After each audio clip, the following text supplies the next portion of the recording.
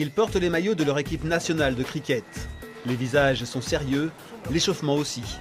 Pourtant, ces réfugiés afghans en sont encore au système D. Des bouts de bois pour installer le guichet, des balles de tennis enrobées de scotch. Seules les battes ont une relative bonne allure. Mais pour eux, c'est déjà le bonheur. Chez nous, il n'y a pas de terrain comme ça. Il n'y a pas beaucoup de monde qui aime bien le jeu cricket, mais il n'y a pas de terrain, il n'y a pas de possibilité. Il n'y a pas de ballon, il n'y a pas d'autre chose. Et en plus, c'est trop dur là-bas aussi. Là, on est content. Ils sont une quarantaine à se retrouver sur ce terrain du sud de Rennes chaque week-end. La plupart sont donc afghans, ont une vingtaine d'années et ont fui la guerre dans leur pays. C'est le cas de Wahab, arrivé en Bretagne par hasard il y a 3 ans.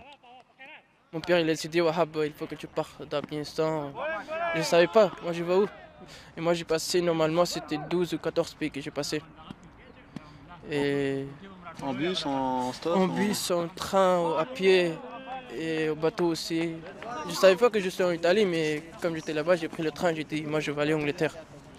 Et comme j'étais en France, j'ai descendu à Paris, le train s'est arrêté. Et les contrôleurs aussi m'ont arrêté. Il m'a dit Wahab, tu vas où? Finalement, il monte dans un train pour Rennes.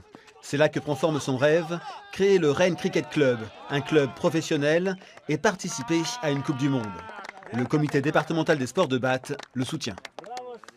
Ce n'est pas forcément un apport technique sur la pratique du cricket, mais plus les aider à structurer leur pratique du cricket. Et ça passe déjà par un apport de compréhension notamment sur le monde associatif en France et sur aussi le mouvement sportif. Une équipe de cricket, c'est 11 joueurs. Le club n'a donc que l'embarras du choix.